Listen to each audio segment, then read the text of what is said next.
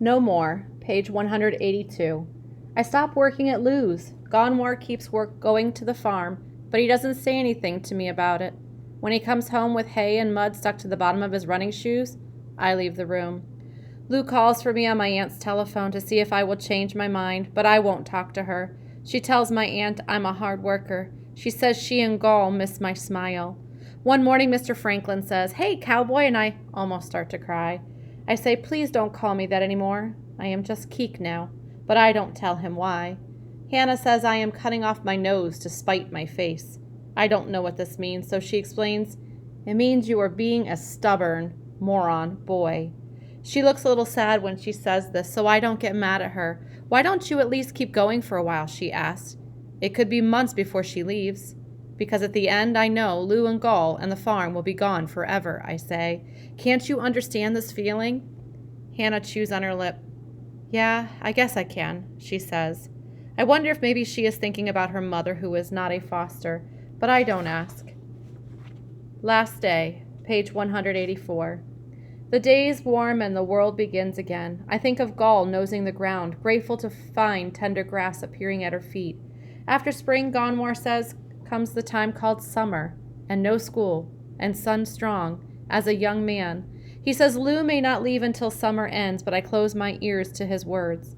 The last day of school, Ms. Hernandez and Mr. Franklin put our desks into a circle. Ms. Hernandez stands in the middle. "Here comes a speech," she says. We all groan. That noise is the same in all languages. She laughs. "I promise it'll be a very short speech. I just want you to know that I'm very proud of all of you. You have learned much and come far this year."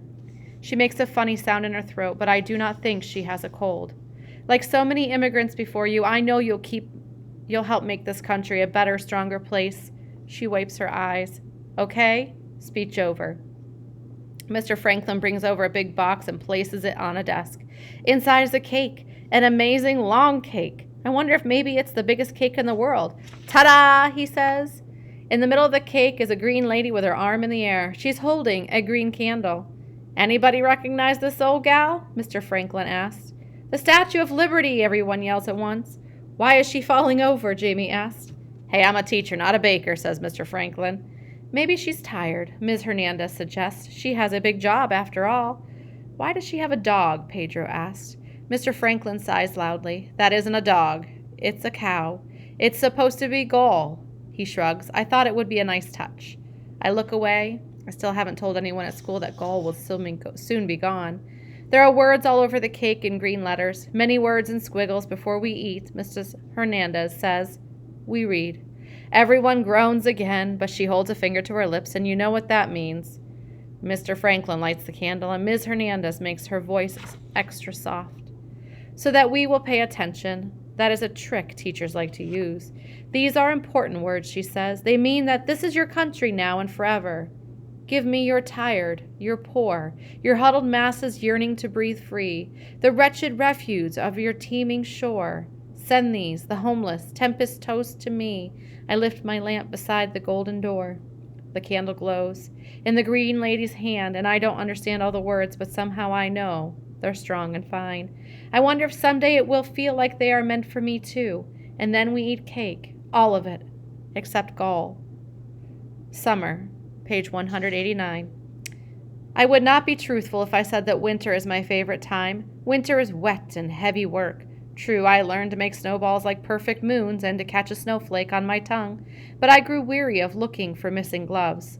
After such a winter, summer comes like a present with a bow. Summer is ice cream and skateboards and sweet grass under your free toes. And just as Dave promised, the not dead trees had been teasing me. Their leaves stop hiding, and over my head they weave a cool roof of green. Gonwar says that the farm will have its new owner at the end of the summer. Lou can stay till fall, and then they will tear down the buildings. Lou is sad, he says. She misses me. I say he can tell Lou and Gall that I miss them, but I will not be coming back. Hannah tries to take my mind off the farm. She knows all the secret summer things. We take the bus to a swimming hole shaped like a giant brick. It's filled with blue water and laughing children. First hot sun is on your skin, then you jump in. For a while, you are a fish in a warm, pretending lake. She takes me to the library, too, like the one at school, only with enough books for the whole world to read. They give me a card with my name on it and let me look at a book after book. The library workers don't even know me, and yet they promise I can take books home. To be trusted with such precious gifts is a great honor. My father would have sung me a song of pride to see his son so trusted. Hannah helps me find books with pictures of Africa. They don't seem real, these flat colors smoothed to my fingers. They make me happy but also sad. I see a picture of a woman, tall with strong arms and sunny eyes, and for a moment, a crazy moment, I think it might be my mother. She's like her, I say to Hannah, but not. She's very beautiful, Hannah says. I'm starting to not remember, I whisper. Sometimes I can't see her face in my mind. Only when I'm asleep is she real. I know, Hannah says. It's the same for me, too. The words steal her smile away, like clouds over sun. On the library table is paper and little pieces in a box, and a cup filled with short yellow pencils. I give a pencil to Hannah. You can still send a letter to her, I say. I wait. She doesn't speak. I say, you can, but I cannot. Hannah lets air out slowly from her mouth. She looks at me with her leave-me-alone face, but she takes the pencil. It's a very small paper, I say. It can be a very short letter. She chews on the pencil. She twirls hair around her finger. She makes another face at me, but when she starts to write, she can't stop. She fills paper after paper with words. At last she's done. There, she says. Happy? I smile. Yes. Now we'll go mail it. Fine. She makes another sighing noise, and then I'll whip your butt at basketball. I don't mind that so much. She's mad, but it's a good kind of mad. Besides, she's always beating me at basketball.